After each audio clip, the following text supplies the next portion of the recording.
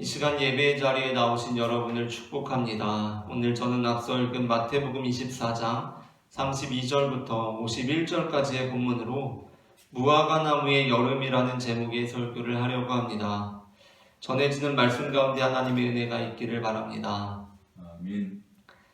오늘 본문에서 예수님께서는 홍수가 나서 그들을 다 멸하기까지 깨닫지 못하는 자들에 대해서 말씀하시고 또 버려둠을 당하는 사람들에 대해서 말씀하시며 마음에 생각하기를 주인이 더디 오리라 하여 동료들을 때리며 술친구들과 더불어 먹고 마심으로 생각하지 않은 날 알지 못하는 시각에 이른 주인에 의해 벌에 처하게 되는 악한 종에 대해서 말씀하십니다. 뿐만 아니라 오늘 본문은 마태복음에 나오는 예수님의 마지막 설교 중 후반부의 시작점이라고 할 수가 있는데 오늘 본문 이후에 세 차례에 걸쳐서 다루게 될 열처녀 비유, 달란트 비유, 양과 염소의 비유에서도 거의 같은 맥락의 말씀을 하십니다. 그러니까 그곳에서도 예수님께서는 미련한 5 처녀가 그리고 달란트를 땅에 감추어 두었던 자가 마지막으로 지극히 작은 자를 섬기지 않은 자들이 받게 될 심판에 대해서 말씀하신다는 것입니다. 그래서 예수님께서는 우리가 그 심판을 면하기 위해서는 깨어 있어야 한다고 말씀하십니다.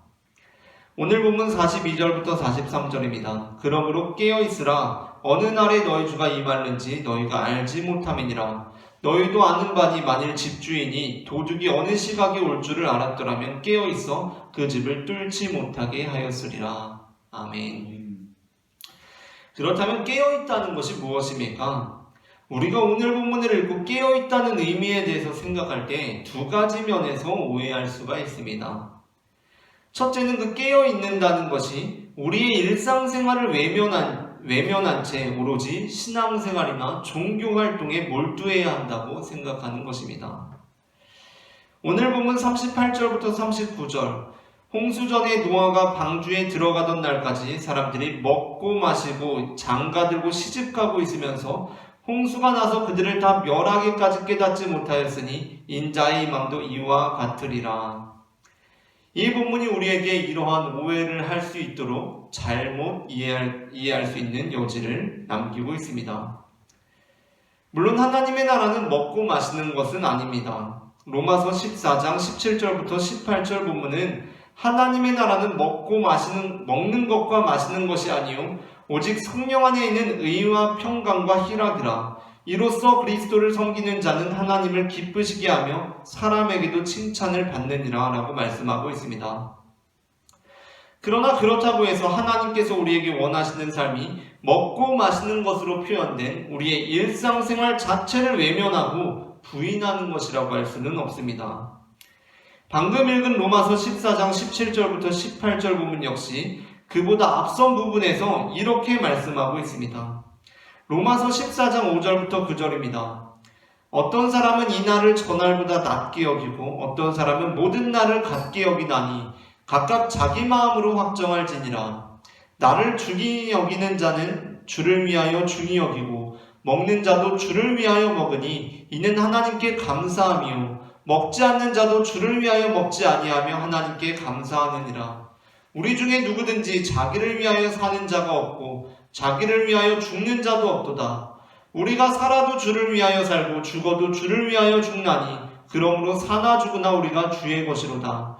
이를 위하여 그리스도께서 죽었다가 다시 살아나셨으니 곧 죽은 자와 산 자의 주가 되려 하심이라. 아멘. 이 말씀이 의미하는 바가 무엇입니까? 먼저는 우리는 예수님을 믿는다고 해서 먹지도 않고 마시지도 않는 일상생활을 포기한 자들이 아니라는 것입니다. 예수님 믿는다고 해서 직장생활 다 때려치우고 교회 와서 사는 사람들이 아니라는 것입니다. 우리는 먹어야 합니다. 우리는 마셔야 합니다. 하지만 그럼에도 우리가 차별점을 갖는 지점이 있습니다. 그것이 무엇입니까? 우리는 먹고 마시기는 하지만 그러나 먹고 마시는 것이 다라고 생각하는 사람들은 아니라는 것입니다. 우리는 왜 먹습니까? 우리는 주를 위하여 먹는 사람들입니다. 그리고 우리는 때로는 먹지 않습니다. 그렇다면 우리는 왜 먹지 않습니까? 우리는 주를 위하여 먹지 않는다는 것입니다. 우리 한번 노아를 생각해 봅시다. 노아는 어떤 사람이었겠습니까? 노아는 당대에 너무나 의인이어서 먹지도 마시지도 않고 살 수 있었던 사람이었겠습니까? 아니었을 것입니다. 노아 역시 먹고 마셨을 것입니다. 성경에 그가 방주를 짓기 위해서 먹는 일도 마시는 일도 다 하지 않고 방주를 지었다는 기록은 나타나 있지 않습니다. 그럼에도 불구하고 먹었거나 마셨다는 기록조차 없으니 그가 일상생활을 다 포기하고 방주를 지었다고 할지도 모르겠지만 결정적으로 그가 한 행위가 창세기에 나와 있습니다. 그는 어떠한 사람이었습니까? 그는 장가간 사람이었다는 것입니다. 그의 구원이 그 한 사람을 통해서 이루어지는 것이 아니라 그 가정을 통해서 이루어짐을 우리는 성경을 통해서 알 수 있습니다. 무엇을 뜻합니까? 그가 가정생활도 다 포기하고 방주 짓는 데만 올인한 사람이 아니었다는 것입니다. 그는 먹었습니다. 마셨습니다. 그는 가정생활도 했습니다. 그러나 그에게 큰 차별점이 있었습니다. 무엇입니까? 그는 그 모든 것을 이제 방주를 짓기 위하여 하기 시작했다는 것입니다. 그는 속세를 떠나 산으로 들어간 것이 아니라 가정생활을 했습니다. 그럼에도 그가 위대한 이유가 무엇입니까? 그는 가정생활을 하면서 그 가정생활이 자기가 방주를 짓는 일에 유익한 일이 되도록 그 가정생활을 했다는 것입니다. 즉 그는 때로는 굶으면서도 방주를 지었을 것이고 때로는 잘 먹으면서도 방주를 지었을 것입니다. 그는 먹기도 하고 굶기도 했을 것입니다. 그러나 그가 정말 중요하게 여겼던 일이 무엇입니까? 그는 방주를 짓기 위해서 그 모든 일들을 행하는 사람이 되었다는 것입니다. 다음으로 우리가 오해할 수 있는 것은 깨어있으라라는 이 말씀을 우리가 감히 이룰 수 없는 어떤 불가능한 수준의 신앙적인 각성 상태, 즉 열심 있는 상태, 열광적인 상태를 유지하는 것으로 생각하는 것입니다. 오늘 본문 43절이 이 오해의 원인이 되곤 합니다. 너희도 아는 바니 만일 집주인이 도둑이 어느 시각에 올 줄을 알았더라면 깨어있어 그 집을 뚫지 못하게 하였으리라. 이러므로 너희도 준비하고 있으라. 생각하지 않은 때에 인자가 오리라. 아멘. 본문은 도둑이 어느 시각에 올 줄 모르기 때문에 우리가 늘 깨어 있어야 한다라고 말씀합니다. 도둑이 어느 시각에 올 줄 모르기 때문에 우리가 깨어 있어야 한다라고 말씀합니다. 그런데 여러분, 이 말씀이 정말 예수님께서 말씀하시는 것처럼 우리가 정말 알고 있는 바입니까? 우리 정말 그렇게 알고 있습니까? 정말 합당한 말씀입니까?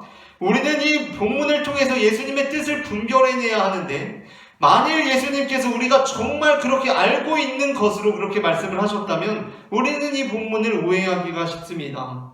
왜냐하면 이 말씀은 사실 불가능한 말씀이고 현실 가능성이 없는 말씀이기 때문입니다.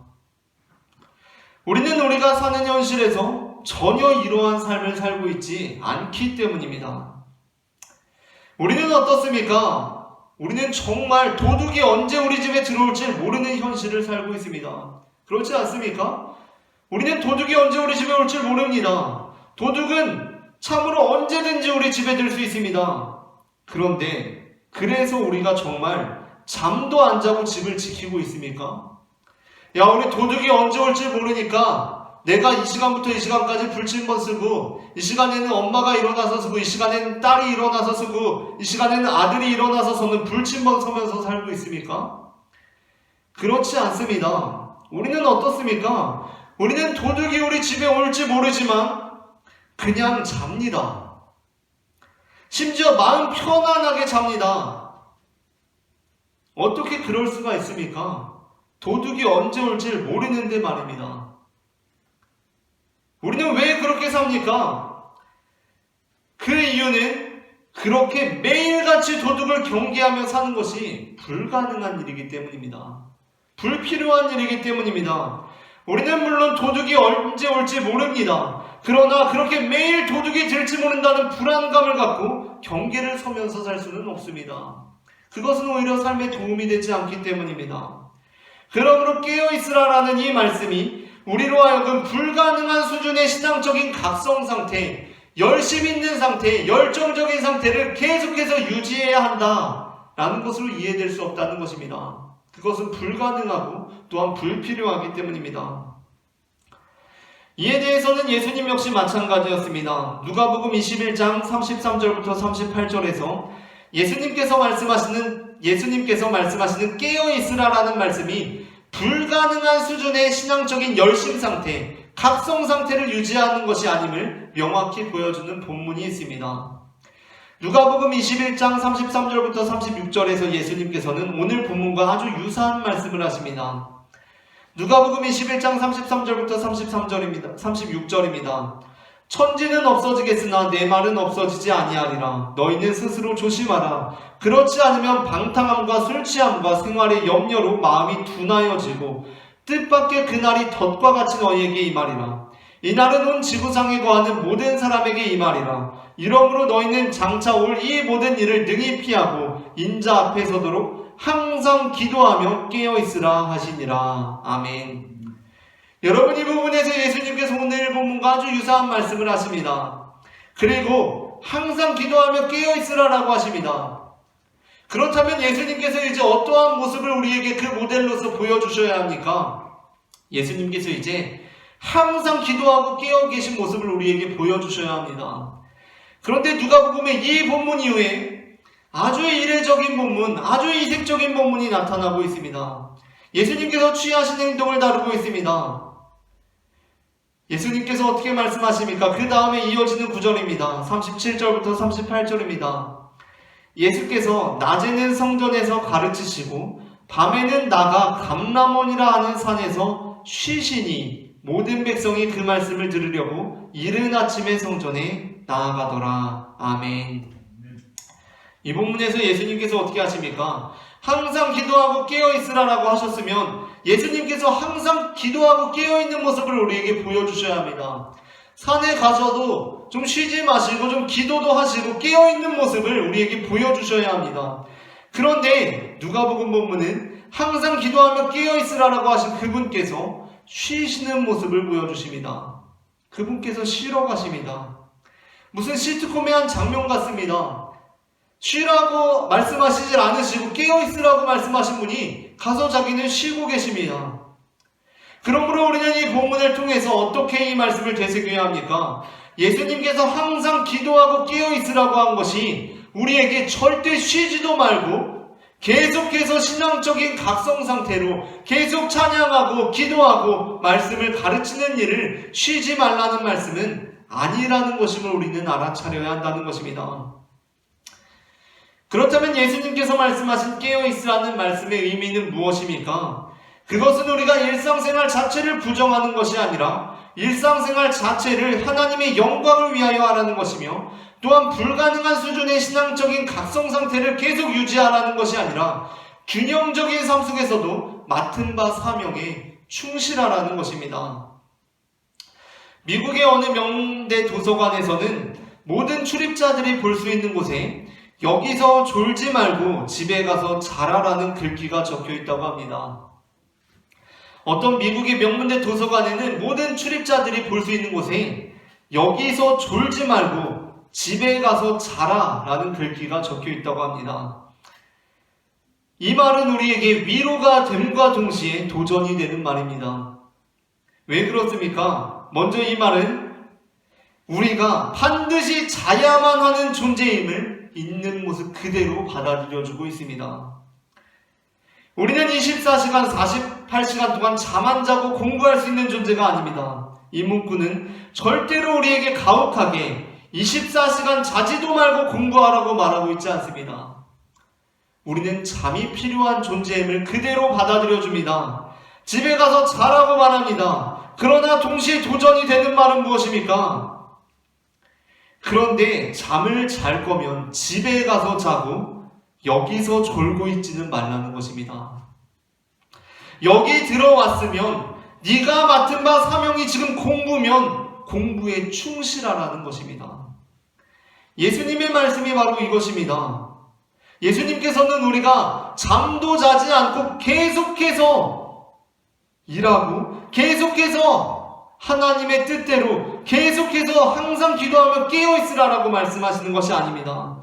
예수님께서는 우리가 쉬어야 하는 존재들임을 아십니다. 그러나 예수님께서 우리에게 하시는 말씀은 무엇입니까? 우리에게 맡은 바 사명에는 충실하라는 것입니다. 그러한 의도가 오늘 본문의 병행 구절을 담고 있는 마가복음과 누가복음을 통해서 더욱 분명하게 나타나고 있습니다. 사실 마태복음에서는 42절부터 43절에서 대체 깨어있으라는 말을 들은 사람이, 이 깨어있으라는 말씀을 들은 사람이 집주인으로 나타나 있기 때문에 대체 우리가 이 말씀의 의도를 어떻게 파악해야 하는지 알아차리기가 쉽지 않습니다. 그러나 마가복음과 누가복음은 이 깨어있으라라는 말씀을 들은 사람에 대해서 그의 직무가 무엇이었는지 우리에게 명확하게 드러내고 있습니다. 이 깨어있으라라는 말씀을 들은 사람이 누구입니까? 마가복음 12장 36절부터 37절입니다. 너희는 마치 그 주인이 혼인집에서 돌아와 문을 두드리면 곧 열어주려고 기다리는 사람과 같이 되라. 주인이 와서 깨어있는 것을 보면 그 종들은 복이 있으리로다. 내가 진실로 너희에게 이르노니 주인이 띠를 띠고 그 종들을 자리에 앉히고 나와 수종들리라. 아멘. 마가복음 13장 33절부터 34절입니다. 너희는 마치 그 주인이 혼인집에서 돌아와 문을 두드리면 곧 열어주려고 기다리는 사람과 같이 되라. 주인이 와서 깨어있는 것을 보면 그 종들은 복이 있으리로다. 내가 진실로 너희에게 이르노니 그 주인이 띠를 띠고 그 종들을 자리에 앉히고 나와 수종들리라. 그러니까 이 깨어있으라라는 말을 들은 사람이 누구입니까? 바로 문지기라는 것입니다. 예수님께서는 다른 사람이 아니라 바로 문지기에게 너가 반드시 깨어있어야 한다라고 말씀하십니다. 우리나라는 분단국가이며 사실 언제든지 전쟁이 일어날 수 있는 나라입니다.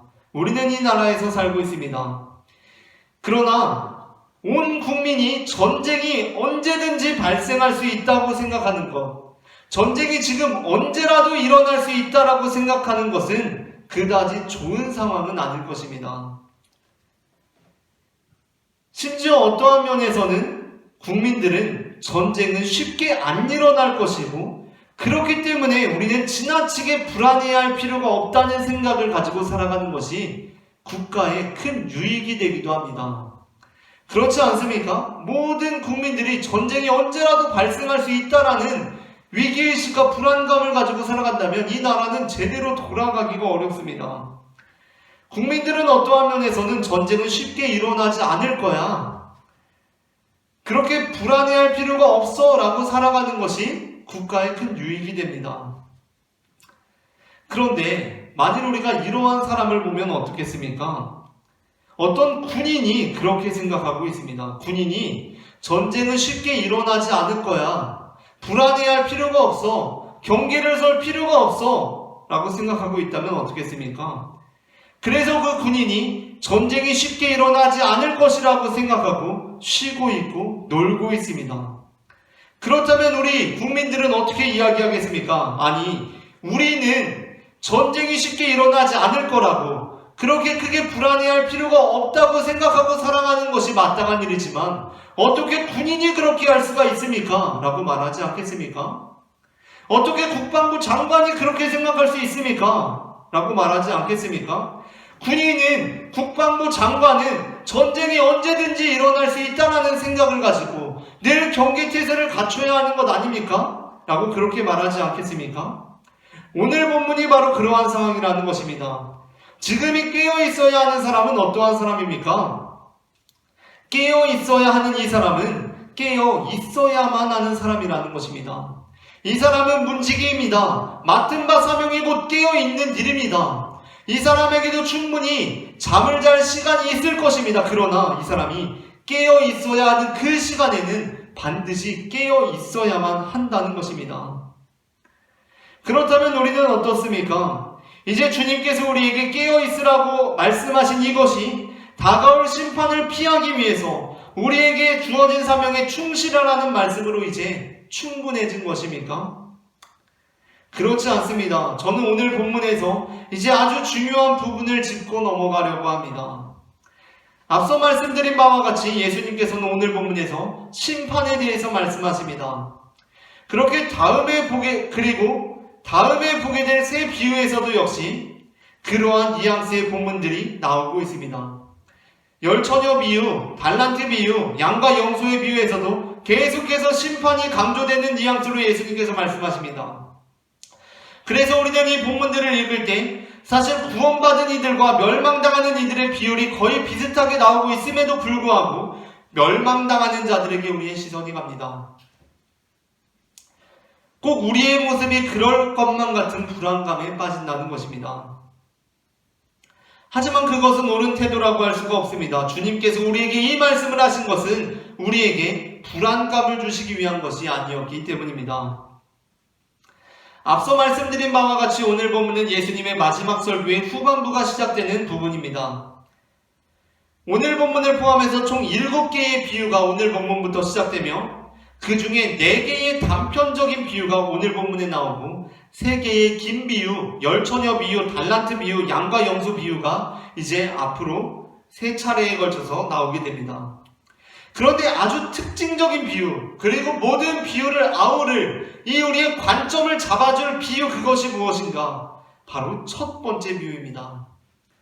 첫 번째 비유는 지금부터 예수님께서 하실 말씀의 분위기를 파악할 수 있게 하는 그 관점을 잡아주는 아주 중요한 이미지를 우리에게 선사하는 비유입니다. 예수님께서는 지금 종말에 대해서 말씀하십니다. 세상의 끝날에 대해서 말씀하십니다. 그런데 주시는 그 이미지가 무엇입니까? 여름을 맞이하는 무화과 나무의 비유를 예수님께서 주시고 계십니다.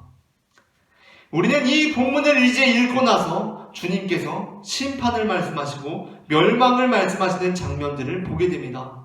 우리의 눈에는 심판과 멸망들이 눈에 들어온다는 것입니다.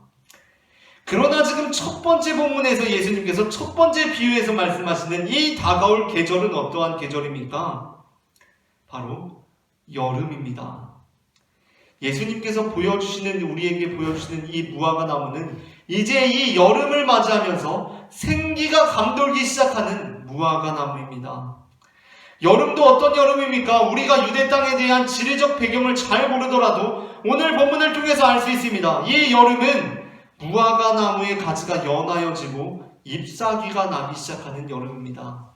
생기가 감돌기 시작하는 계절입니다. 그렇다면 왜 예수님께서는 여름을 그 비유로 드셨겠습니까? 예수님께서 이어지는 종말에 대한 이미지를 멸망과 심판의 그 중점을 두시고자 하셨다면 적어도 그 잎사귀가 나는 여름을 정하시지는 않으셨을 것입니다. 우리나라로 치면 나무들이 이파리들이 생기를 잃고 바닥에 떨어져 낙엽이 되고 마는 가을이나 수분이나 햇빛을 충분히 공급받지 못해서 그 모양새가 앙상해지고 마는 겨울을 택하셨을 것입니다. 하지만 예수님께서는 지금 그 계절을 가을이나 겨울로 그리고 계시지 않습니다. 지금 이 종말의 계절은 여름입니다. 다가올 여름을 맞이하는 그 시간입니다. 잎사귀가 나면 꽃이 피고 열매가 맺히는 그 계절, 여름을 예수님께서 그리고 계신다는 것입니다. 그러므로 우리는 이 본문들을 통해 가장 기본적으로 예수님께서 이 말씀을 하시는 중점이 어디에 있는지를 깨달아야 합니다. 주님께서 이 말씀을 하시며 우리를 홍수가 나서 다 멸망해버릴 때까지 깨닫지 못하는 자들로 상정하고 계신 것이 아니라는 것입니다. 주님께서는 우리를 노아가 방주에 들어가던 날들처럼 방주로 들어갈 자들로 그리고 계십니다. 우리가 버려둠을 당할 자들이 아니라 데려감을 당할 자들로 그리고 계신다는 것입니다. 가을이나 겨울이 아니라 여름, 곧 완연한 생기를 되찾을 그날로 그리고 계신다는 것입니다. 우리는 이 땅에 살아가면 최선을 다해서 살아갑니다. 충실하게 살아갑니다. 정말 맡은 바 사명에 최선을 다해 충성을 다해 살아갑니다. 그런데 우리가 그렇게 살아가는 그 이유가 무엇입니까? 우리가 멸망의 바다에 빠져서 다가올 환난을 피하기 위함입니까? 그저 멸망당하지 않기 위해서 우리는 그렇게 열심히 살아가는 것입니까? 그렇지 않습니다. 우리는 홍수와 태풍이 몰려와도, 종말의 때가 다가와도 우리는 주님의 손을 잡고 날아오를 사람들입니다. 그렇다면 그럼에도 불구하고 우리는 왜 최선을 다해서 맡은 사명에 충성을 다해서 살아갑니까? 우리는 하나님의 자녀들이기 때문입니다. 우리는 구원받은 사람들이기 때문입니다. 그래서 우리는 오늘도 열심히 방주를 짓고 그 사명들을 꾸준히 최선을 다해 감당하며 살아갑니다. 못 먹을 때 역시 방주를 열심히 짓다 보니까 좀 못 먹을 때도 있는 것이고, 잘 먹었을 때는 잘 먹었으니 또 방주를 열심히 지으러 갑니다.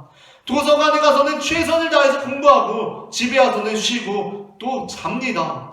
우리의 목표는 그저 먹고 마시는 데 있는 것이 아니라 주님께서 주신 사명을 잘 감당하는 데 있기 때문입니다. 데살로니가전서 5장 1절부터 11절 말씀은 이렇게 말씀하고 있습니다. 형제들아, 때와 시기에 관하여는 너희에게 쓸 것이 없으면 주의 날이 밤에 도둑같이 이를 줄을 너희 자신이 자세히 알기 때문이라. 그들이 평안하다 안전하다 할 그때에 임신한 여자에게 해산의 고통이 이름과 같이 멸망이 갑자기 그들에게 이르리니 결코 피하지 못하리라. 형제들아, 너희는 어둠에 있지 아니하매 그날이 도둑같이 너희에게 임하지 못하리니 너희는 다 빛의 아들이요 낮의 아들이라. 우리가 밤이나 어둠에 속하지 아니하나니 그러므로 우리는 다른 이들과 같이 자지 말고 오직 깨어 정신을 차릴지라. 자는 자들은 밤에 자고 취하는 자들은 밤에 취하되 우리는 낮에 속하였으니 정신을 차리고 믿음과 사랑의 호심경을 붙이고 구원의 소망의 투구를 쓰자. 하나님이 우리를 세우심은 노하심에 이르게 하심이 아니요 오직 우리 주 예수 그리스도로 말미암아 구원을 받게 하심이라. 예수께서 우리를 위하여 죽으사 우리로 하여금 깨어있든지 자든지 자기와 함께 살게 하려 하셨느니라. 그러므로 피차 검면하고 서로 덕을 세우기를 너희가 하는 것 같이 하라. 아멘. 예수님께서는 우리가 깨든지 자든지 자기와 함께 살게 하시는 분이십니다. 왜 그렇습니까? 우리가 멸망의 바닷속에서 구원을 받기 위해서 사명에 충성을 다하는 자들이 아니라 우리가 이미 빛의 아들이요 낮의 딸들로서 이미 구원받은 자들로서 이 땅에서 맡은 바 사명에 충성을 다해 살아가는 사람들이기 때문입니다. 데살로니가전서 5장 1절부터 11절 본문은 우리에게 주의 날이 밤에 도둑같이 이를 것이라고 말씀하면서도 또한 동시에 어떻게 말씀하고 있습니까? 그 날이 도둑같이 우리에게 임하지 못할 것이라고 말씀합니다. 어떻게 보면 모순되는 말입니다. 그러나 이 말씀이 우리에게 의미가 있습니다. 왜냐하면 어떠한 의미에서는 가을이나 겨울처럼 생명력을 잃고 공포와 불안에 뛸 수 있지만 그것이 우리에게는 그럴 수가 없기 때문입니다. 왜 그렇습니까? 4절 말씀입니다. 우리는 어둠에 있지 아니하기 때문에 그날이 도둑같이 우리에게 임하지 못한다는 것입니다. 그 이유는 우리가 어둠에 있지 않기 때문입니다. 우리는 밤이나 어둠에 속하지 않았습니다. 우리는 이미 빛의 아들이고 낮의 딸들입니다. 그러므로 본문은 어떻게 말씀하고 있습니까? 우리가 빛의 아들이고 낮의 딸들이기 때문에 정신을 차려야 한다라고 말씀하고 있다는 것입니다. 우리는 지금 멸망 중에 있고 홍수에 빠져서 구조선을 기다리고 있는 사람들이 아닙니다. 우리는 구조선에 탄 사람들이고 멸망 중에 있는 영혼들을 구원해야 하는 사람들입니다. 하나님이 우리를 세우심은 노하심에 이르게 하심이 아니요 오직 우리 주 예수 그리스도로 말미암아 구원을 받게 하기 위함이라는 것입니다. 이처럼 하나님께서는 이 땅이 끝나는 날 우리를 부르시며 그 품에 안으시는 분이시고 또한 우리로 하여금 이 땅 가운데 살아갈 때에 빛의 아들로서 낮의 딸들로서 그 다가올 여름을 맞이하며 맡은 바 사명을 충성을 다해 살아가시기를 원하시는 분임을 저는 마태복음 24장 32절부터 51절 말씀을 근거로 고백합니다. 오늘 전해진 말씀 가운데 하나님의 은혜가 임했기를 바랍니다.